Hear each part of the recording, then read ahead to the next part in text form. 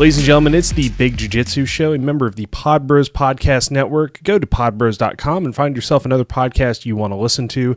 And don't forget to go check out our sponsors, Trap and Roll Soap Company, as well as Tape Armor. I'm Rob, and today I've got a guest on the show today. I've got Mr. Jon Milan from the Origin Gi Company. And if you're not familiar with the Origin Gi Company, you should be listening to this episode so you know what it is and know what he does. So, Jon, thanks for coming on the show today. Absolutely. Thanks for having me. Anytime, man. So before we get started, I always ask our guests if they can just do like a quick intro, give them, talk about yourself, and tell me about your jiu-jitsu background or even your martial arts background. Sure. So I've been training jiu-jitsu off and on for the better part of 10 years now. I would say I committed to training jiu-jitsu, full-time probably 7-8 years ago. I'm a purple belt now, under Pete Roberts, who actually is the owner of Origin. We got into manufacturing. Well, I'll go back even further, is that Origin started in 2011, and just like everyone else, we were importing all our gis. And what was happening was everyone was stealing all our designs. So we decided we had to start manufacturing our own gear. So we started manufacturing late 2012, early 2013. So I've been a man of many hats in manufacturing for better part of 3-4 years now. Really? So you've been doing like the gi. So the issue was people stealing your gi ideas as well. Absolutely. Well, just for an example, was we have what we called the cowboy cut knee pads, where everyone had the straight stitching across the top of the knee pads. Right. But what we found was that all the gis were tearing at the same spot because all the pressure when you fold your knee was putting a lot of pressure on the outside stitch. Okay. So we came up with the cowboy cut where it was diagonal, so it pulled all the way across that stitch. So we came out with that, and then all of a sudden, 3 out of the 6 big gi brands all of a sudden had this new cut on their knee pads. Yeah, that's pretty. The worst one though, I will say, was that we had a line of no gi gear. Right. That the owner Pete Roberts was competing in the World Pro over in Abu Dhabi. Yes. And he was walking, down to the mats, and he saw someone wearing our gear, and he's just all excited, and he looks, and it has another company's name on it. Oh. Identical no-gi gear, same colors, same design that we had sent, but it just had a different company's name on it. That is actually like a really an interesting thing that's brought up, because I know that even with a podcast, it's a BJJ podcast, so I don't think a lot of people, they like really pay attention to like what our Facebook is and stuff. Sometimes if they're just like browsing through, I'm not talking about the fans. The fans are fucking outstanding. They really love us, but I'll get the occasional message or email through our webpage, and it'll be like, hey, we make great gis. If you want a show your old knockoff or like a tatami knockoff, or it's like you're saying, people are just grabbing this shit and running with it. Absolutely. And then the funny part is they still contact us.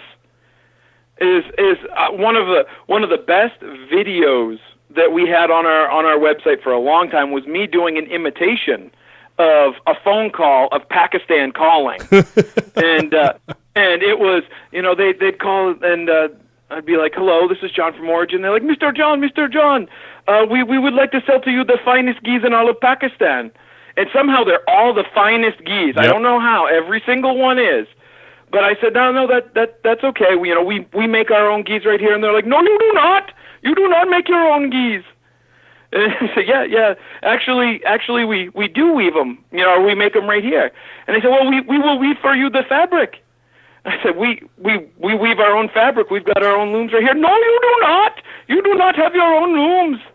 And I was just, yes, we do. Thank you. Have a nice day.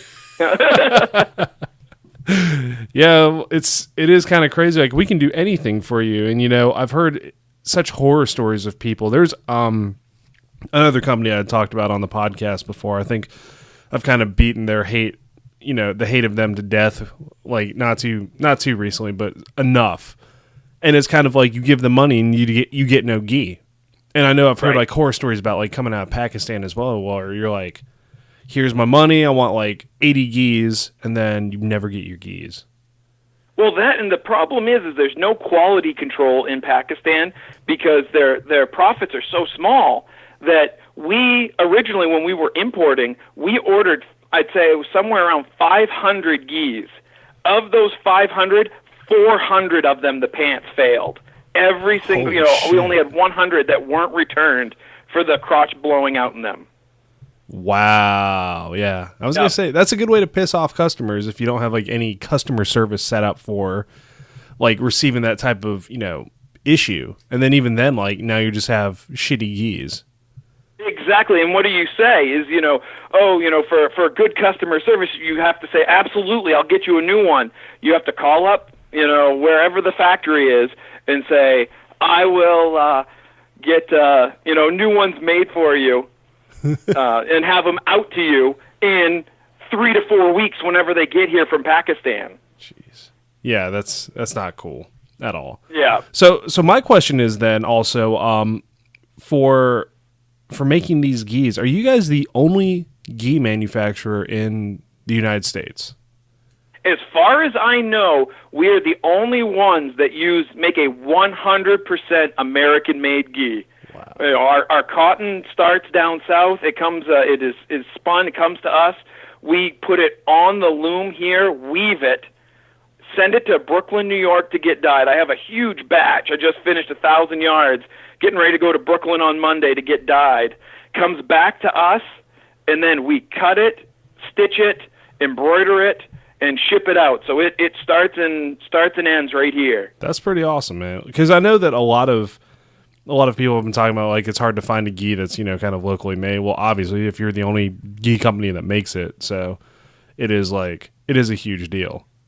Absolutely, I spend a lot of time. It's strange for most people. I don't even think about it that they're talking to the person that wove their fabric, cut their gi, and had such a big part in actually assembling their gi. Whereas everyone else, you're throwing money to the wind. You don't know what it's supporting. But when you call here, you're actually talking to the people that you're supporting by buying the gi. Nice. So what made it go? Like, what made you, aside from people stealing your gi ideas, just to start this up? Just be like, you know what? Fuck it. Let's start a gi company. Like, how did that come? Well, what happened is we really wanted to do big things with the pants, the jiu-jitsu pants. Right. So ours are sized so much differently than everyone else's. They're sized like blue jeans. So you buy, like a 34-30 instead of an A2. Huh. So if you're big and heavy and short, you can get a pair of pants that will still fit you instead of having to buy an A6 that is a foot too long. So we knew we had this idea that we really wanted to go with, but we kept getting burned overseas. So we said, well, what's our other options?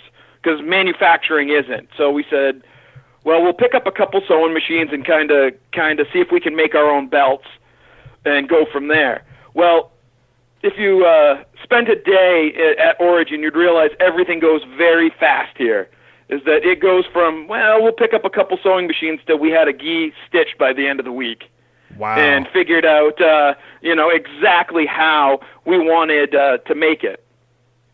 That's really cool. And so from there, we went from our factory just being warehouse space to, it was first floor was warehouse space, second floor was all mats. And we just got to the point where we had to move our mats to a different location because we don't have room for all the sewing machines anymore. We have all looms on the first floor and embroidery, and then the second floor is all sewing machines and cutting tables. Dang, so it's obvious that business is going good for you guys. Absolutely. Hell yeah, it's awesome to hear, man. So for the weave that you guys do, so James at Trap and Roll, he pretty much sponsors the podcast, and he sponsors me getting my face pushed in by people around the world by punching them and stuff. Absolutely, so, he's one of my favorite guys. So yeah, he takes care of me really good, and he takes care of the podcast really good as well. See, I'm not really cut out to be an English major, so I apologize to my listeners, But the weave that you guys have is really interesting. I worked a class. He sent me the camp gi from this past year. That is a dragon weave, so that's an axiom. And that's, that was another thing we wanted to work on is everyone else, what most people don't realize is pearl weave was originally an upholstery fabric. It was the only thing they had that was heavy enough to try to make a gi out of, so they used upholstery fabric. It was meant for couches. Ooh. And chairs. So we are the only ones that I know of that are working on moving the sport forward at a textile level. Huh. That, if the way I describe it to a lot of people is if you took motocross equipment from the 80s, right, and then motocross equipment from 2017 and set it side by side, you would be able to point it out and go, okay, that's the 80s, that's 2017. If you took most kimonos and said, okay, here's one from, 1980, and here's one from 2017 without any embroideries on it, a lot of people would say, they look pretty close to the same. There's not anything moving the sport forward. And so that's where we came in with the dragon weave and the gorilla weave, is that we took it down from 100% cotton gis, where, I don't know, we have a saying in Maine, when you go out in the woods, is cotton kills. Yeah. Is that it soaks up so much water and is just the most inefficient performance textile there is. So we went and actually blended our own yarns to make them lighter, to make them stronger, to make them moisture wicking, and then went even further to put silver in the yarn for the gi you have to make it 100% antimicrobial. And that's something I've actually had some experience with in the past, was that I'll keep talking about it. I'm a karate man / taekwondo guy until I die, and one of the uniforms that they had, or they call them doboks in taekwondo, had silver lining in it, or like silver weaved into the fabric, so you didn't smell like shit after like. And that's the big thing, is a lot of people, especially we get people that go down to Brazil that are training 3 or 4 times a day. Yeah. And what they'll do is they wear the gi, they hang it up, they give it an hour or two, put it back on, and it is bone dry and doesn't stink. Do the next session, hang it up, put it back on, a couple hours later, it's bone dry again and still doesn't stink. The difference is that people will say, well, is it comparable to like bamboo or hemp? And they say those are antimicrobial. Well, if you look real closely, they say they have antimicrobial properties, which means it may be 5 or 10% antimicrobial. We're the only ones that can claim it's 100% antimicrobial. Wow, that's yeah. See, like I had no idea about this. I mean, like exactly. Oh, go ahead. Yeah, most people say, well, gee, how can I not, how can I not have this gi now?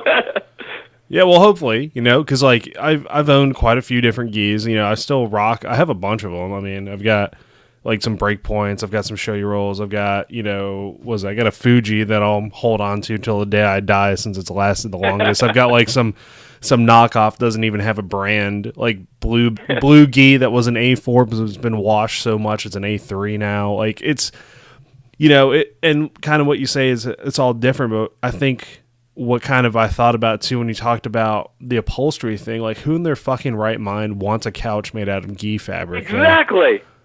And when you get educated on it and you look at the actual the textiles, people go, geez, this is I never knew,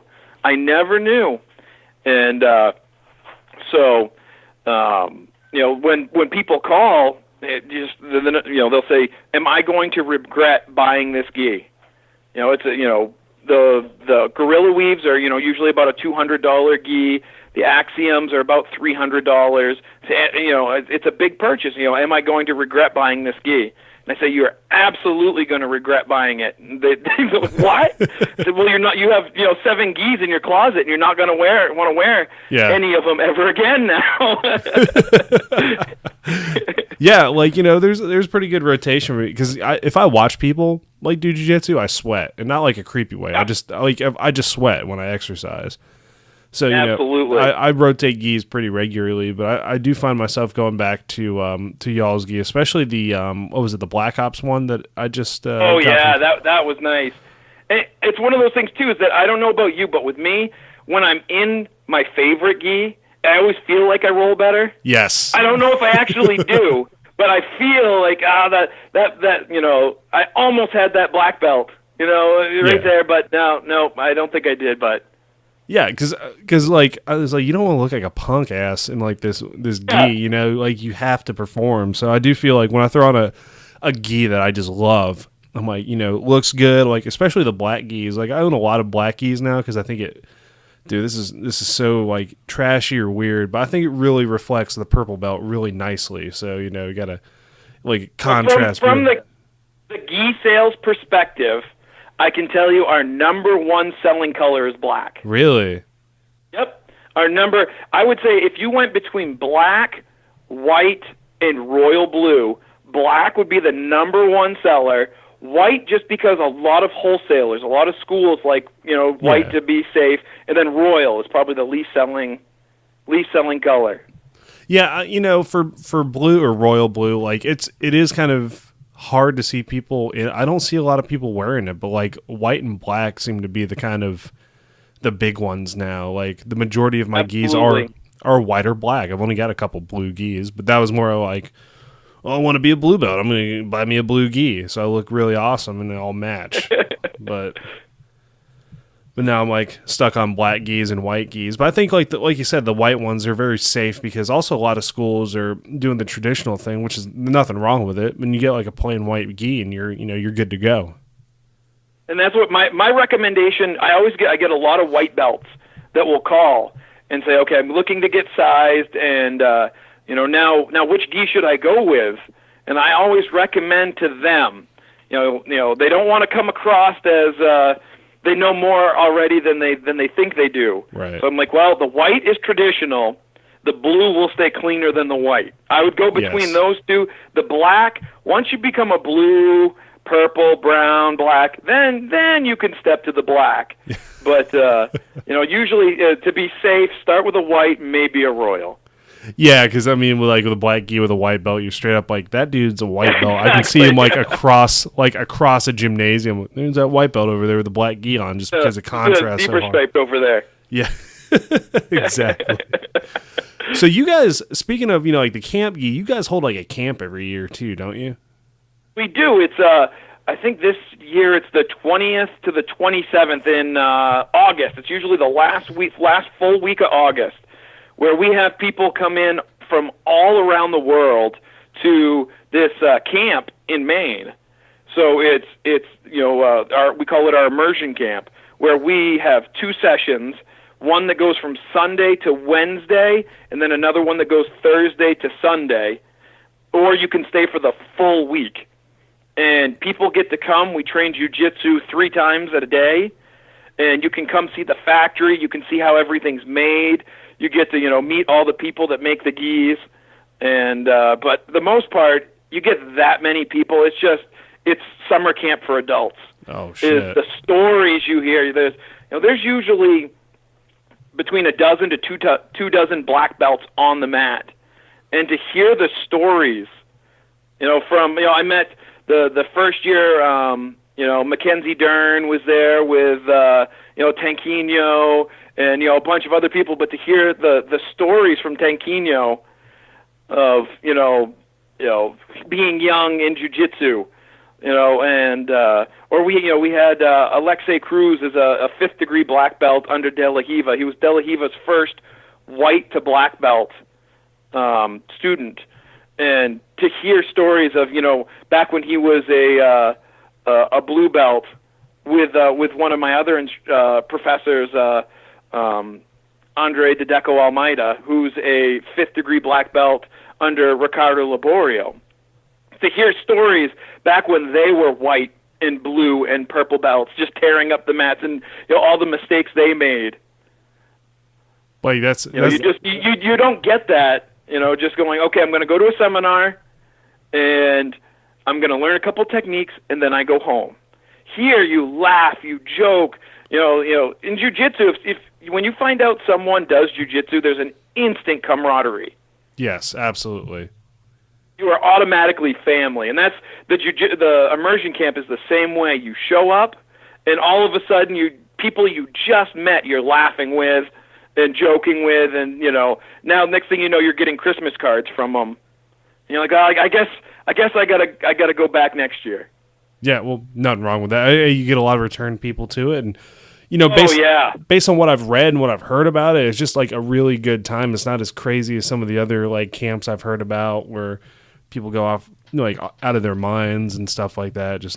But it's a you will go home a little bit sorer than you came. But the good news is the lake's right there, so you go in, you cool down, But a white belt should not feel intimidated coming to this camp, is that you will learn so much, whether you're a white belt or a black belt. It's for all levels. Everyone feels welcome. Damn, that's really cool. Because I know that like a lot of people do feel intimidated when they start. A lot of people don't get to train with a black belt, but they may occasionally go to like a seminar with a black belt. Now, if you add like a dozen black belts to one place, it's intimidating for a lot of people to participate. Oh yeah, in something like that. We line up, and I'm not going to tell. It's intimidating when you say, they say line up. Everyone gets in line, and you look up, and you see 18 black belts standing in the front of the room. You're like, wow, just the knowledge in this room. And the good part with that too is that someone will say, I'm having a hard time with De La Hiva, this sweep. And we have, Rafael Rebello, who, is a smaller guy, a black belt, that can teach it as if you're a 140-pound, 5'2" man. Or you can have Pete Robert show it, who's a 6'4", very muscular man, for all the body types. So you can get in there and say, well, this might not work for your body type, but I have, 6 other black belts right here that are the similar body type. How would you guys do it? Damn. No, that is like really advantageous to a lot of people who show up to these camps. And so, like, what's a typical day like at one of these camps? I'm actually really curious about going to one of these things. I've told James, I was like, yeah, I'll work on it. I'll try to get out. He came for the first time this past year, and he's like, okay, I'm back for life now. So yeah. So what happens is we wake up and it's at a girls' camp. So I'll tell you right now, we looked at all the camps in the area. The boys' camps are filthy. The girls' camps are really nice. So what happens is it's at a girls' camp where they go home the week before. Right. So they rent it out to us for the next week after they leave. So we get up and we go up to the mess hall area, and it's a bunch of like picnic tables inside with this huge like log cabin building. And you go and you eat as much food as you want because you are going to be burning so many calories that you just go up and you just, you don't realize how much you're eating. And so everyone's laughing, joking, having their cup of coffee for breakfast. And then we have, I think it's like our first train is like between like 8 or 9. And so we train for like an hour and a half. You have a break. And then I think we have another training, or maybe it's open till lunch. You have lunch, then we train for another couple hours after lunch. Then you can go swim, do whatever you want, come see the factory. We have all kinds of stuff. We have an outlet store set up there. Oh, wow. With all our discounted gear. So people can go anytime throughout the week and just say, oh, I need an extra gi jacket. Here's one at a really low price. And then we have an afternoon training before dinner, and then a lot of times we'll even have a open mat either in between or at after dinner. So we've had it hasn't been uncommon for me to just hop on the mats and roll from 10 o'clock at night till 1 a.m. Nice. For anyone that wants to. But then we'll also have a huge campfire where everyone comes. We sit around the campfire, tell stories, and drink beers. of jiu-jitsu where we're at. Damn. So it's pretty it sounds like a pretty laid back camp. Oh, it's very laid back. Is that it? Everyone. It can be as little or as much as you want. Is that if you're looking to just come for a vacation, see Maine, and get some jiu-jitsu in, that's perfect. That's absolutely fine. If you say, I think I'm going to train the first session, rest, and then go back for the evening session, that's absolutely fine. No one's going to hold it against you.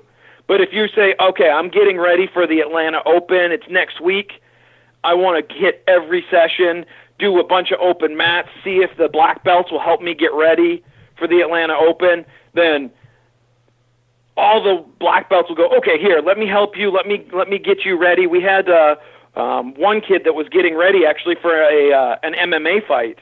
Yeah. I think not this past year, but the year before. And Rafael Rebello, who's fought in the WEC, was there and said, I'd be more than happy, and just trained with the kid, nonstop for almost 2-3 days, helping him get ready for his fight. Wow. So like all different experience levels, all sorts of like scenarios you guys can come up with for this. Absolutely. The only thing I will say is that usually the camp is mostly gi. We haven't done a whole lot of no gi yet, but we do have people come to the open mats, no gi, and usually you can get a couple of the instructors that'll say, absolutely, I'll help you out no gi. Good shit. Good shit. So yeah. What about now this is another thing I've heard like as well, not heard, but like a question that kind of crossed my mind. There's some of us kind of stuck out, like myself, I'm a purple belt without a black belt locally. Like my black belt's in Arizona.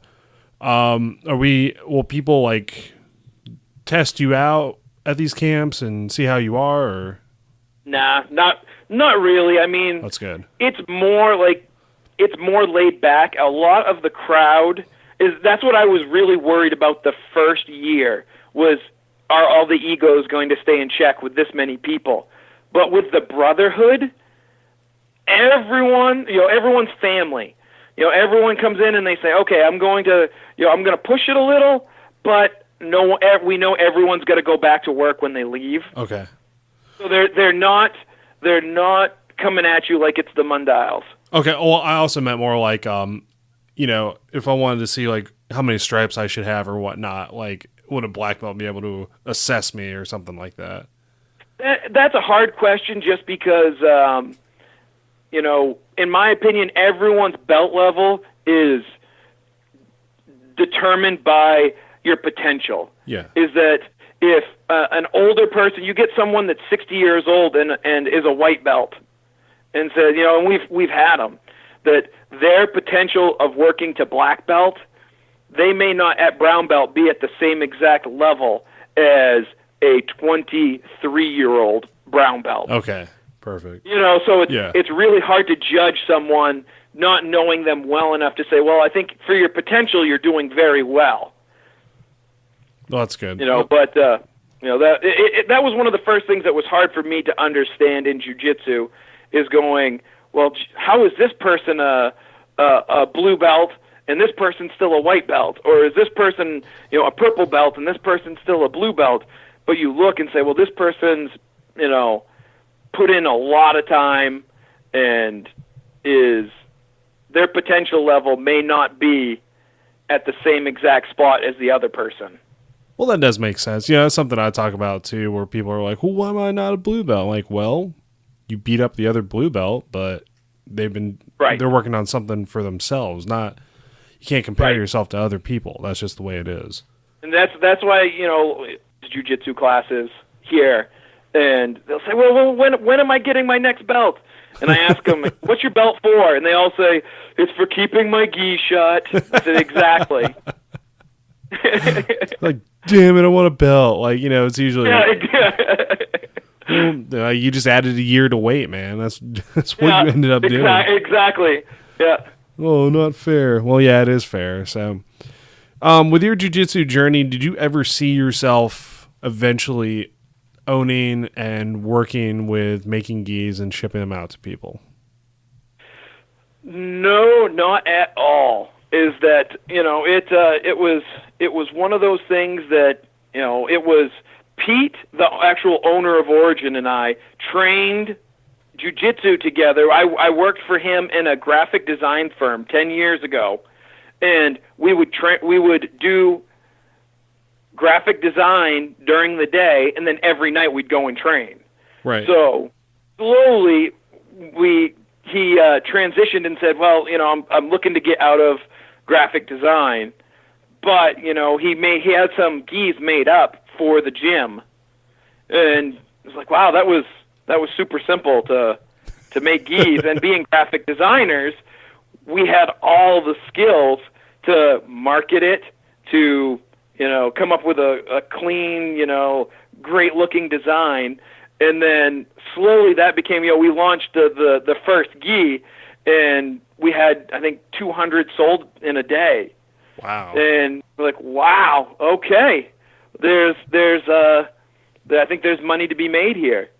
And it just slowly evolved from this company that just imported gis and sold them to this, living animal now that is, manufacturing of, trying to say, okay, we're gonna be spinning, we're gonna be, weaving cotton, we're going to be cutting, we're going to be sewing, we're going to be shipping, we're going to be dyeing, we're going to be, taking back all these steps.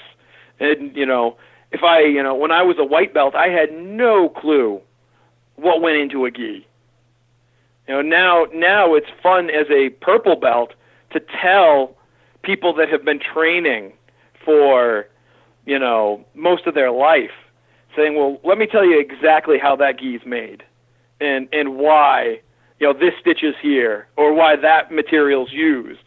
And even though they've had so much time in the sport, educating them on, the gear they're wearing.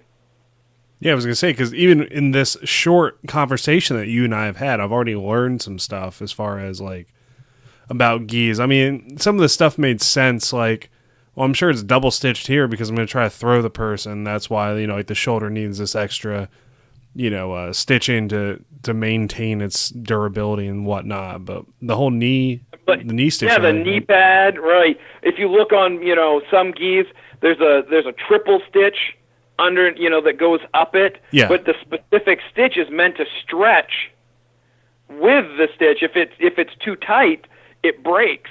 So most people don't realize, that, oh, that's why that stitch is there. Or there's reinforcements or, certain, why certain materials are used. But, I really, can look at a gi now and just pick it apart,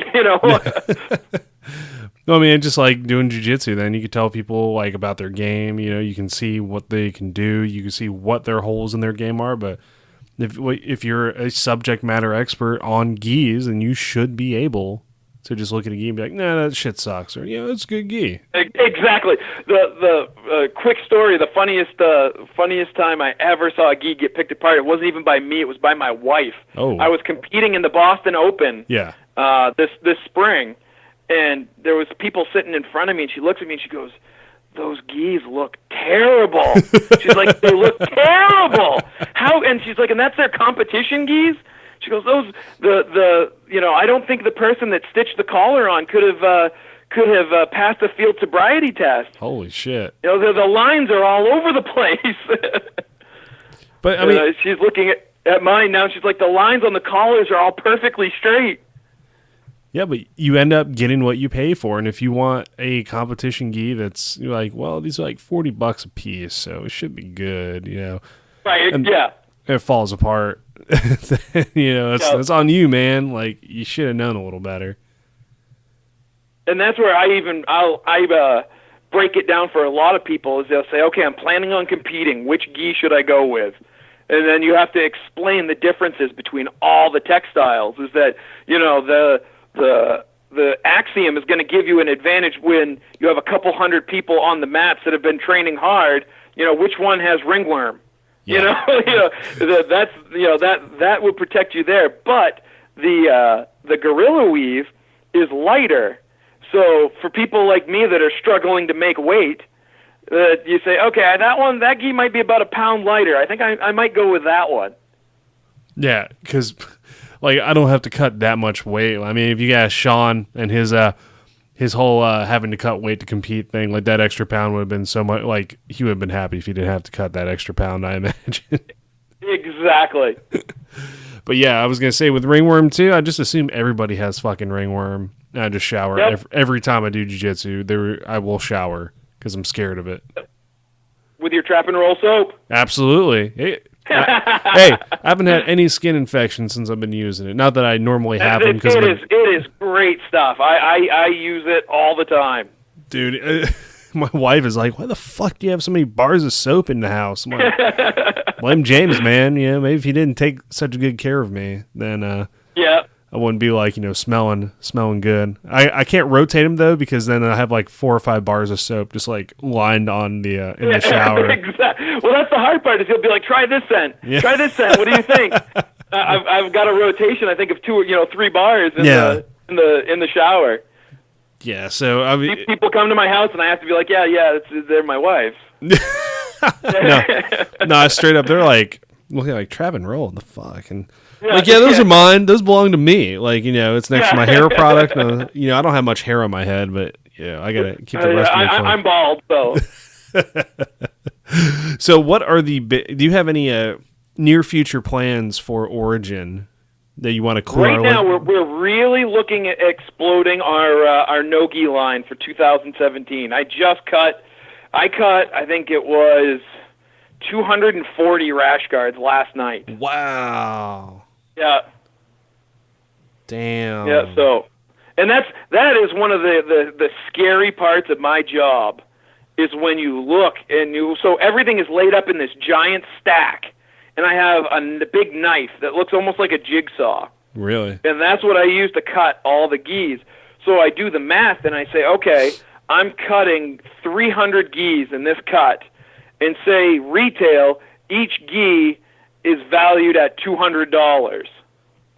It's like, I'm cutting $60,000 worth of product in this one cut. Don't mess it up. Yeah. Oh man. I'd probably start getting the shakes. Like I'm gonna fuck this up. Oh yeah. Bad. Yeah. Don't twitch. Don't sneeze right now. So yeah, for 2017, we're really looking at getting the no-gi line going. We have another brand also called Warrior Kimonos. Yes. That are made side by side with Origin. Everything's U.S. sourced right here also, but it's the jackets are made out of the same material as the pants. Okay. So they're a much lighter weight gi, and they're much more. I'd say they're more of a everyday training gi. Yes. So that when you're looking for something to get more affordable, if you want 2 or 3 of them, that's a great grab. To get a couple of those. It's you can get 2 of those for the price of 1 Axiom. So. And you get them in your rotation, you're good to go. And you just get those going in your rotation, and you can still say all my gis are U.S. made. So we've got those going, and another. We kind of have a lot going on. Most people don't realize out of one factory is that we also have Q5 supplements. Oh, really? I did not know that. Yep, right here. That's owned by Origin, and also I don't know if you ever went to the website BJJ Weekly. No, I have not. If you ever get a chance, go to bjjweekly.com and check it out. Is that it hasn't been updated in probably a year or 2 now. But what we used to do was you'd get a newsletter every week, and it would be a couple techniques from black belts and different drills to work on, and we were really one of the first ones that had technique videos as a library, and it was free. You got it in every Monday morning. You got it in your email. We're looking at getting it fired back up again, hopefully for 2017. That'd be awesome. That's really cool. So you guys got. So I mean, like. At the immersion camp alone, you have so many black belts as we just go in, and every one of them would say, "Let me show you my best move. This is the one I hit on everyone." And so we'd, break down everyone's best moves. And right there you have, say it's 17 black belts. That's 17 people showing you the best move that they get on everyone. So that's 17 moves right there. Yeah, exactly. That's fucking awesome. Yeah, I'm definitely gonna jump on that as well as soon as when we're done with this. Absolutely. Awesome. So, anything before we head out, John? Is there anything you want to tell our listeners? Aside from your top secret plans, obviously, but where can we find you? Like, you can check us the Origin geese are at originmaine.com. It's Maine like the state, MAINE. Warrior is at warriorkimonos.com. BJJ Weekly is bjjweekly.com. But I just want to thank you for having me. I really thank James at Trap and Roll for hooking us up and really supporting me. And also we're also huge supporters of Brian Crandall for Geese for GIs. So anyone that has a lightly used gi or who's looking to support Brian, be sure and check out Geese for GIs.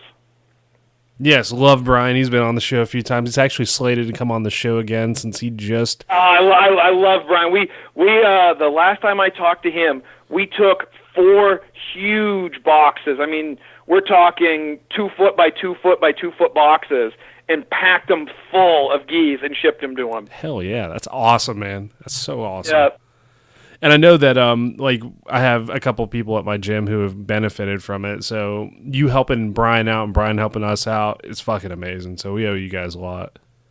Well, we really like to support the people that are keeping us safe. So excellent. So any Instagram, YouTube, anything else you want to talk to the people about? Basically, Facebook is really the place to check us out, and I will give you the inside scoop on where to get the real information. Is that we have a Origin page, but if you look up, I think it's like Origin Elite Group. Yes. That's where everyone that has an Origin or wants to have a say in what see what the behind the scenes at the factory. That's where we post everything of what we're working on, and ask the questions of, here's a list of all the color options for 2017. Wow. Which ones do you like? So everyone has a say in what the next product is. That's pretty awesome, man. So hey, the listeners need to jump on that then if they want to get involved with Origin, because I know and if they have any questions, anytime, just give us a call at the factory. Awesome. So, John, I really do appreciate you coming on the show and talking about the first, BJJ company that's making kimonos in the United States and that all that you've been doing for the community. So I really do appreciate you coming on the show. I appreciate you having me. Anytime. So, ladies and gentlemen, this is the Big Jiu-Jitsu Show, a member of the Pod Bros Podcast Network. Don't forget to go to podbros.com and find yourself another podcast you want to listen to. And don't forget to check out our sponsors, Trap and Roll Soap Company, as well as Tape Armor. I'm Rob, and we'll catch you guys next time.